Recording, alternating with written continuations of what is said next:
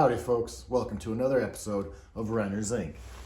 Today we're sharpening our chainsaw blade and we're using a Harbor Freight diamond file on a drill. It's giving you the most invasive and razor sharp cut with minimal damage to your blade, and it is very convenient. When you switch from each side, you want to reverse the direction of your spin so you're rotating and not jumping back up on the sharp edge.